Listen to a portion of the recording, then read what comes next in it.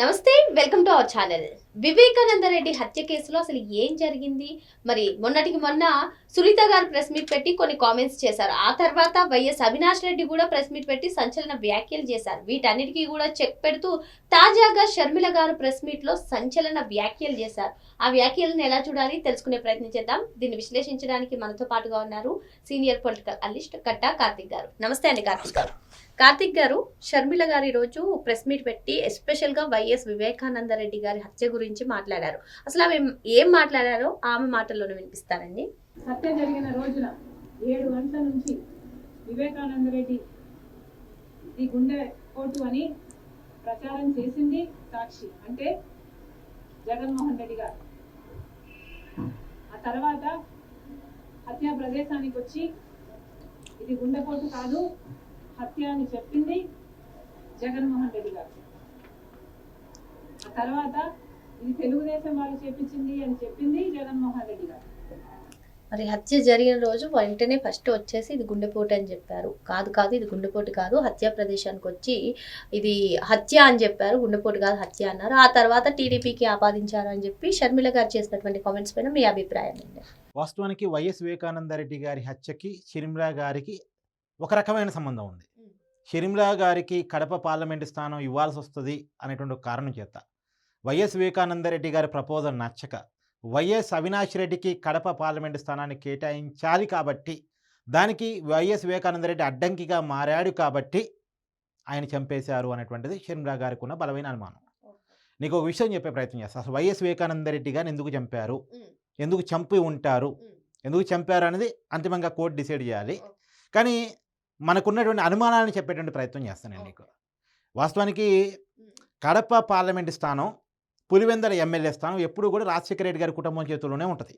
Congress party నుంచి కడప పార్లమెంట్కి రాజశేఖర రెడ్డి గారు పోటీ చేస్తే పులివెందుల ఎమ్మెల్యేగా వివేకానంద రెడ్డి గారు పోటీ చేస్తారు.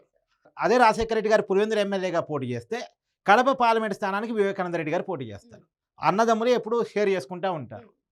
అయితే 2014 తర్వాత వైసీపీ పార్టీ ఆవిర్భవించిన తర్వాత అది జగన్మోహన్ రెడ్డి పార్టీ కావటం వల్ల జగన్మోహన్ రెడ్డి సరే పులివెందుల ఎమ్మెల్యే స్థానం తీసుకున్నాడు రాజశేఖర రెడ్డి కుమారుడిగా. దానికి వైఎస్ వివేకానంద రెడ్డి గారికి అభ్యంతరం లేదు. అప్పుడు వివేకానంద రెడ్డి గారు అడిగింది ఏంటంటే, నేను కడప పార్లమెంట్ నుంచి నిలబడతాను అన్నాడు. లేదు అక్కడ నుంచి వైఎస్ అవినాష్ రెడ్డికి ఇద్దాం అనుకుంటున్నాం అనేది జగన్మోహన్ రెడ్డి గారి ప్రపోజల్. ఇప్పుడు వైఎస్ అవినాష్ రెడ్డి మన శత్రువర్గం కదా, మన ఇంటి పేరు అయితే కావచ్చు, మన కుటుంబాలకి వాళ్ళకి ఎప్పుడూ పడదు. అలాంటిది కడప పార్లమెంట్ స్థానం తీసిపోయి వాళ్ళ చేతిలో పెట్టడం ఏంటి?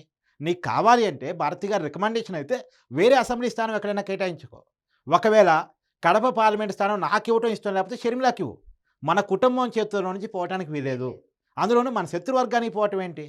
సరే వాళ్ళు నువ్వు దగ్గర తీసుకోదలుచుకుంటే తీసుకో, ఏదైనా వేరే అసెంబ్లీ స్థానం ఇచ్చుకో, అంతేగాని కడప పార్లమెంట్ స్థానం ఇవ్వడానికి వీల్లేదు అని వివేకానంద రెడ్డి గారు పట్టుబట్టారు.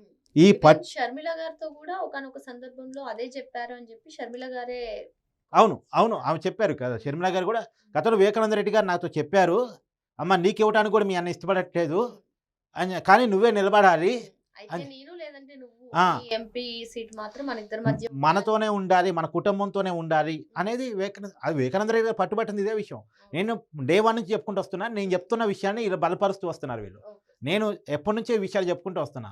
అసలు కడప పార్లమెంటు స్థానం కాడే ఏర్పడ్డ వివాదం కాడే వైఎస్ వివేక గారి హత్య జరిగింది అనేటువంటిది ఒక బలమైన అనుమానం. అయితే ఇక్కడ ఇప్పుడు షర్మిల గారి పాయింట్స్కి వచ్చేసరికి, చనిపోయిన రోజు మార్చి 15, 2019 ఆ ఉదయాన్నే ఇప్పుడు వైఎస్ వివేకానంద రెడ్డి గారు గుండెపోటుతో చనిపోయారని వార్తలు ప్లే అయ్యాయి. ఈ వార్తలు ప్లే అయింది ఏబిఎన్లోనో TV5లోనో కాదు, సాక్షి టీవీలోనే ప్లే అయ్యాయి. సాక్షి టీవీ అంటే ఎవరిది? జగన్మోహన్ రెడ్డి గారిది. దాని చైర్మన్గా ఎవరున్నారు? భారతి గారు ఉన్నారు. భారతి గారు చైర్మన్గా ఉన్నటువంటి ఛానల్లో నిర్ధారణ లేకుండా గుండెపోటును ఎలా వేస్తారు? భారతి గారికి గుండెపోటుతో వివేకానంద రెడ్డి గారు చనిపోయారని చెప్పింది ఎవరు? అసలు వాళ్ళ ఛానల్లో ఎలా వేస్తారు? ఏ డాక్టర్ నిర్ధారించారని గుండెపోటని డిసైడ్ అయ్యారు వీళ్ళు? సరే, తర్వాత రక్తం కనపడుతుంది అనుకున్న తర్వాత దానికి రక్తపు వాంతులను యాడ్ చేశారు. గుండెపోటు రక్తపు వాంతులతోటి చనిపోయారు అనేది క్రియేట్ చేశారు. ఇది ఎవరు చెప్పారు రక్తపు వాంతులు గుండెపోటుతో చనిపోయారని? ఎలా వార్త ప్లే చేశారు? దురదృష్టం ఏంటంటే ఈ విషయాల మీద సిబిఐ ఎంక్వైరీ ఇంత లోతుగా వెళ్ళి చెరగలే. ఈ విషయాలన్నీ సిబిఐ ఎంక్వైరీలో రాలే. ఇప్పుడు సునీత గారి ఆవేదన అదే. సరే, అది కూడా పక్కన పెట్టు. ఇంకొంత ముందుకు వస్తే వైఎస్ సునీత గారు అక్కడికి చేరుకున్న తర్వాత, అంటే వివేకానంద రెడ్డి గారు చనిపోయినటువంటి ఆ బాడీని చూడటానికి తండ్రి దగ్గరికి వచ్చిన తర్వాత తన తండ్రి బాడీని చూడగానే తనకు అనుమానం వచ్చింది. తను స్వయంగా డాక్టర్ కావటం వల్ల తనకు అనుమానం వచ్చింది. తను డాక్టర్ కాకపోయినా, ఆ రోజు తనకి అనుమానం రాకపోయినా, తను రీపోస్ట్ మార్టం డిమాండ్ చేయకపోయినా, ఆమె డిమాండ్‌ని అప్పుడున్నటువంటి ప్రభుత్వం అగ్రీ చేయకపోయినా, మనం అది గుండెపోటుగా నమ్మేసి వాళ్ళు అయిపోయేది. Close chapter. కానీ అప్పుడున్న జగన్మోహన్ రెడ్డి ప్రభుత్వం కాకపోవటం వల్ల సునీత గారు రీపోస్ట్ మార్టం అడగగానే చంద్రబాబు నాయుడు గారి ప్రభుత్వం ఒప్పుకుంది. రీపోస్ట్ మార్టం చేసింది. అది హత్య అని తేలింది. హత్య అని తేలిన తర్వాత నింపాదిగా జగన్మోహన్ రెడ్డి గారు హైదరాబాద్ నుంచి పులివెందులు వచ్చి ఆ రోజు ప్రెస్ మీట్ పెట్టా జగన్మోహన్ రెడ్డి గారు చెప్పింది ఏంటి అంటే, ఇది నారావారి రథ చరిత్ర, గొడ్డలతో నరికి చంపారు అని చెప్పారు. గొడ్డలతో చంపారని జగన్మోహన్ రెడ్డికి చెప్పింది ఎవరు? అంటే ఆయుధం కూడా జగన్మోహన్ రెడ్డి ఎలా చెప్పగలిగాడు? జగన్మోహన్ రెడ్డికి ఆ ఇన్ఫర్మేషన్ ఇచ్చింది ఎవరు? సరే, నారాసు రథ చరిత్ర అని వాళ్ళు అన్నారు. వాళ్ళ అనుమానం అనుకుందాం, ఒకసారి అనుకుందాం. గొడ్డలతోనే చంపుంటారు అనుమానం అనుకుందాం. సరే, దాని మీద సిబిఐ ఎంక్వైరీ కావాలన్నాడు జగన్మోహన్ రెడ్డి. కోర్టులో పిటిషన్ దాఖలు చేశాడు. ఇక్కడ చూద్దామండి నెక్స్ట్ ఏం మాట్లాడారు. సిబిఐ ఎంక్వైరీ కావాలి అని కోరింది జగన్మోహన్ రెడ్డి గారు. ఆ తర్వాత ముఖ్యమంత్రి అయ్యింది జగన్మోహన్ రెడ్డి గారు. ఆ తర్వాత సిబిఐ ఎంక్వైరీ అవసరం లేదు అని చెప్పింది జగన్మోహన్ రెడ్డి గారు. నేను వేసే సిట్టు సరిపోతుంది అని చెప్పింది జగన్మోహన్ రెడ్డి గారు. ముఖ్యమంత్రి కాకముందు సిబిఐ కోరినటువంటి జగన్మోహన్ రెడ్డి గారు ముఖ్యమంత్రి అయిన తర్వాత సిబిఐ అవసరం లేదు, నేను వేసినటువంటి సిట్ సరిపోతుంది అని చెప్పి షర్మిల గారు చెప్తున్నారు. దీనిపైన మీ ఎస్, షర్మిల గారు చెప్పింది వాస్తవం. అది సిబిఐ ఎంక్వైరీ కావాలని డిమాండ్ చేసిన జగన్మోహన్ రెడ్డి గారు కోర్టులో పిటిషన్ దాఖలు చేశారు ఏకంగా. తర్వాత ముఖ్యమంత్రి అయిన తర్వాత సిబిఐ ఎంక్వైరీ అవసరం లేదు, సిట్ సరిపోతుంది, లోకల్ సిట్ బాగా ఎంక్వైరీ చేస్తామని చెప్పి ఆ పిటిషన్ విత్డ్రా చేసుకుంది జగన్మోహన్ రెడ్డి గారు. అప్పుడు సునీత గారు వచ్చి జగన్మోహన్ రెడ్డి గారిని అడిగారట, అదేందన్నా నువ్వు సిబిఐ ఎంక్వైరీ కావాలని నువ్వే డిమాండ్ చేసావు, కోర్టులో పిటిషన్ కూడా వేసావు, ఇప్పుడేం వద్దంటున్నావు ఏంది అంటే, లేదమ్మా సిబిఐ ఎంక్వైరీ చేపిస్తే వైఎస్ అవినాష్ రెడ్డి బీజేపీలోకి వెళ్తాడు అని చెప్పాడట. అంటే సిబిఐ ఎంక్వైరీ వేయటానికి అవినాష్ రెడ్డి పార్టీ మారటానికి లింక్ ఎక్కడుంది? అప్పుడు బలి పెరిగింది. ఓహో, ఇది బయట వాళ్ళు ఎవరో చేసింది కాదు, నా అన్నలే చేశారు, నా ఇంటి నుంచే నా తండ్రి హత్య జరిగింది అనేటువంటి విషయం అప్పుడు ఆమెకు అవగాహన వచ్చేసి ఆమె కోర్టుకి వెళ్ళి సిబిఐ ఎంక్వైరీ చేయించుకుంటే ఆ సిబిఐ ఎంక్వైరీలో భాగంగా ఈరోజు వైఎస్ అవినాష్ రెడ్డి నిందితుడిగా ఉన్నాడు. ఓకే అండి, నెక్స్ట్ ఏం మాట్లాడారో చూద్దాం. ఈ ఎంక్వైరీ సరిగ్గా జరగటం లేదు అంటే, లేదు అవినాష్ని దీంట్లో మనం నిలిపిస్తే, వారు అవినాష్ని దీంట్లో వేలు పెట్టి చూపిస్తే, అవినాష్ నన్ను వదిలేసి బీజేపీ పార్టీలో చేరిపోతాడు అని చెప్పింది జగన్మోహన్ రెడ్డి గారు. పార్టీ మారిపోతారని చెప్పింది కూడా జగన్మోహన్ రెడ్డి గారే అని ఆమె సూటిగా ప్రశ్నిస్తుంది. ఎస్, సునీత గారు చెప్పింది అదే, ఇప్పుడు షర్మిల గారు చెప్తుంది అదే, మనం డే 1 నుంచి చెప్తుంది అదే. నేనైతే డే 1 నుంచి ఇదే మొత్తుకుంటున్నా. ఆ రోజు జరిగిందంతా యాస్థితిగా వాస్తవానికి ఇక్కడ చూడు, ఫస్ట్ గుండెపోటు అన్నారు, తర్వాత రక్తపు వాంతులు అన్నారు, తర్వాత గొడ్డలి పోటు అన్నారు, నారాసు రథ చరిత్ర అన్నారు. ఇప్పుడు నారాసు రథ చరిత్రే నిజమై ఉంటే ఆ రోజు బీజేపీ టీడీపీ విడిపోయే ఉన్నాయి. 2019లో వాళ్ళ మధ్య ఎంత గ్యాప్ ఉందో నీకు తెలియదు కాదు. ఆ మాటకు వస్తే జగన్మోహన్ రెడ్డి గారు మోడీ గారితో మంచి సంబంధాలు మెయింటైన్ చేస్తున్నాడు. సిబిఐ ఎంక్వైరీ చేయించుకొని నారాసు రథ చరిత్ర అంటే చంద్రబాబు నాయుడు నిజంగా వాళ్ళే చేసి ఉంటే, అపోజిషన్ పార్టీస్ చేసి కనుక చంద్రబాబు నాయుడు గారు వాళ్ళ పార్టీకి సంబంధించిన వాళ్ళు ఎవరైనా చేసి ఉంటే నిరూపించి వాళ్ళ శిక్షలు చేసి ఉండాలి కదా. వాళ్ళ సొంత బాబాయ్ చనిపోయాడు కదా జగన్మోహన్ రెడ్డికి. కానీ చంపిందే వాళ్ళు కాబట్టి కేసులన్నీ వాపస్ తీపించుకోవడానికి ప్రయత్నం చేశారు. తీరా సిబిఐ ఎంక్వైరీ చేపిస్తే, ఏది సునీత గారు కోర్టుకి వెళ్ళి సిబిఐ ఎంక్వైరీ చేయించుకోగలిగితే, ఆ సిబిఐ ఎంక్వైరీ కూడా సరిగా జరగకుండా సిబిఐ అధికారిగా ఉన్న రామ్ సింగ్ మీద కేసులు పెట్టారు, పోరాటం చేస్తున్న సునీత గారి మీద కేసులు పెట్టారు, ఆమె భర్త రాజశేఖర్ మీద కేసులు పెట్టారు. కానీ అదృష్టం కొద్దీ సునీత గారి ప్రాణం బతుకుంది, ఇంకా నయం, ఆమె ప్రాణం గట్టిది. ఎందుకంటే నేను ఆ మాట కూడా ఎందుకు చెప్తున్నా అంటే, వైఎస్ వివేకానందరెడ్డి గారు చనిపోయి ఇప్పటికి ఎన్నాళ్ళు అవుతుంది? 7 సంవత్సరాలు. 7 సంవత్సరాల కాలంలో వైఎస్ వివేకానందరెడ్డి గారి ఇంట్లో దీపం ఆరిపోయింది ఎవరో కనుక్కోలేదు. కానీ ఇంకొక 6 కుటుంబాల దీపం ఆరిపోయింది. అంటే ఇంకొక 6 మరణం సంభవించింది. ఈ కేసులో సాక్షులుగా ఉన్నవాళ్ళు, నిందితులుగా ఉన్నవాళ్ళు, అనుమానితులుగా ఉన్నవాళ్ళు, అంటే ఈ కేసుతో సంబంధం ఉన్నవాళ్ళు ఒక 6 చనిపోయారు అనుమానాస్పదంగా. అంటే 6 కుటుంబాల్లో ఇబ్బంది ఏర్పడింది, 6 కుటుంబాలు అనాథలైపోయినాయి. అంటే ఒక కుటుంబంలో న్యాయం జరగడం పక్కన పోతే మిగతా 6 కుటుంబాలు అనాథలైపోయినటువంటి పరిస్థితి. ఇలా అందుకే వీళ్ళలో అంత ఆవేదన, సునీత గారిలో కానీ షర్మిల గారిలో కానీ అంత ఆవేదన ఏంటంటే, అయితే ఇప్పుడు షర్మిల గారు ఇంకొన్ని సెన్సేషనల్ కామెంట్స్ చేశారు. అంటే అన్నగా ఆయన వ్యవహరించినటువంటి తీరు కానివ్వండి, ఆమె మాటల్లోనే వినిపిస్తాను. చంద్రబాబు గారిని కలిసింది అని మీరు ఇంతగా ఆరోపిస్తున్నారే సునీతను, అసలు చంద్రబాబు గారిని సునీత ఎందుకు కలిసింది? మీరు న్యాయం చేయలేదు కాబట్టి కదా కలిసింది. మిమ్మల్ని సిబిఐ వేయండి అన్నా అని మిమ్మల్ని అడగలేదా? అడిగినప్పుడు మీరు సిబిఐ ఎంక్వైరీకి ఒప్పుకునుంటే, న్యాయం పక్షాన నించునుంటే అసలు సునీత ఎందుకు విభేదించాలి? ఎందుకు బయటికి వెళ్ళిపోవాలి? ఎందుకు ఇంత పోరాటం చేయాలి? ఎందుకు చంద్రబాబు గారి గడప తొక్కాలి? ఈ రోజు సునీత ఒంటరిగా పోరాటం చేస్తుంది అంటే దానికి కారణం మీరు వెలేస్తేనే కదా, మీరు తరిమేస్తేనే కదా, మీరు న్యాయం చేయకపోతేనే కదా తనకి కర్మ పట్టింది. ఈ రోజు చంద్రబాబు గారిని అడిగేంత కర్మ అయినా ఏమడిగింది? మీకు చేతనైనంత న్యాయం చేయండి అని అడిగింది. దానికి అన్నగా నువ్వు అండగా లేకపోయేసరికి తను చంద్రబాబు నాయుడు గారి గడప తొక్కాల్సి వచ్చింది, చంద్రబాబు నాయుడు గారిని ఆశ్రయించాల్సి వచ్చింది. మరి మీరు న్యాయం చేస్తే అంతవరకు వచ్చేది కాదు కదా అంటూ షర్మిల గారు చేసినటువంటి కామెంట్స్ని ఎలా చూడాలంటారు? అంటే సునీత గారు చంద్రబాబు నాయుడు గారు గడప తొక్కారు అన్న పదం కానీ నీకు మాట చెప్తా. చంద్రబాబు నాయుడు గారు ఎవరు తల్లి? రాష్ట్ర ముఖ్యమంత్రి. టీడీపీకి అధినేత అన్నది వదిలేసి రాష్ట్ర ముఖ్యమంత్రి, అవునా కదా?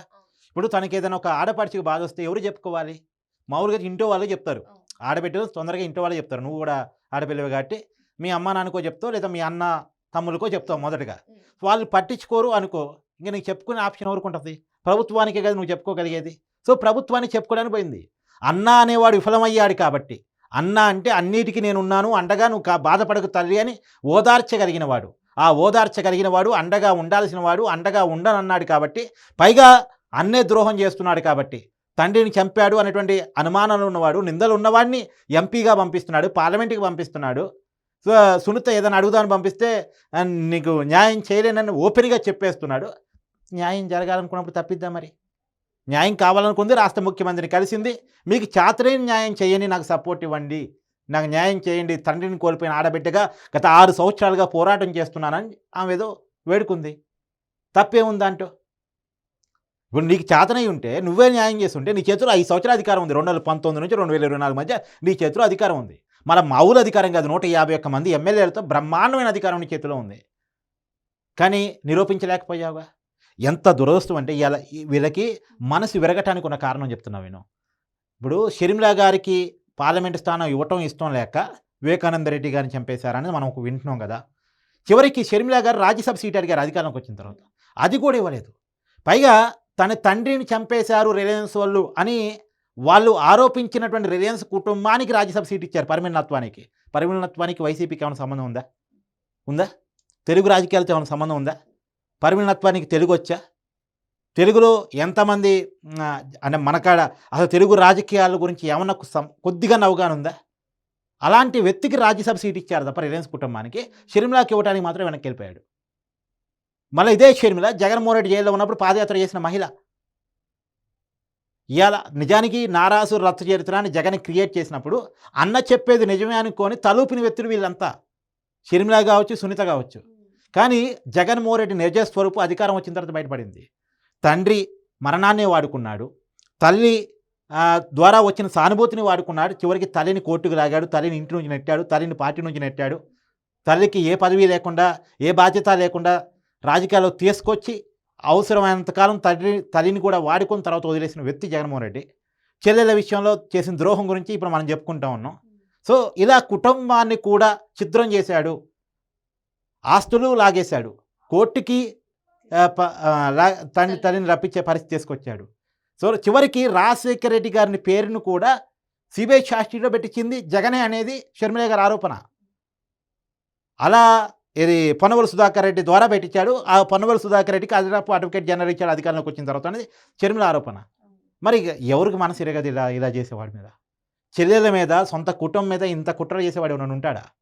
సో రాజశేఖర రెడ్డి గారి కొడుకు అనే పేరుతో రాజశేఖర రెడ్డి గారి ఆశయాలను పక్కన పెడితే రాజశేఖర రెడ్డి గారి కుటుంబాన్ని కూడా ఆగం చేసినటువంటి వ్యక్తి జగన్మోహన్ రెడ్డి. ఓకే అండి. అంటే మరి మొత్తానికి ఇప్పుడు షర్మిల గారు పెట్టినటువంటి ఈ ప్రెస్ మీట్ వివేక కేసులో ఏదైనా కీలక మలుపు తిరిగే అవకాశాలు ఉన్నాయంటారా? ఇప్పుడు నీ సంస్థ అధినేతకు వ్యతిరేకంగా నువ్వు మాట్లాడగలవా? మాట్లాడితే నీకు ఉద్యోగం ఉంటుందా? ఇప్పుడు వాళ్ళకి జగన్మోహన్ రెడ్డి అధిపతి. మిగతా రాష్ట్రాల్లో సిబిఐ కావచ్చు, కానీ ఆంధ్రప్రదేశ్కి వచ్చేసరికి అది జేబీఐకి అధినేత జగన్మోహన్ రెడ్డి. వాళ్ళ అధినేతను వాళ్ళు ఏం చేయరు. సో మరి వివేక మర్డర్ కేసు పైన అదే విధంగా షర్మిల గారు చేసినటువంటి కామెంట్స్ పైన ఇంత వివరంగా విశ్లేషించినందుకు గాను కార్తిక్ గారికి ధన్యవాదాలు.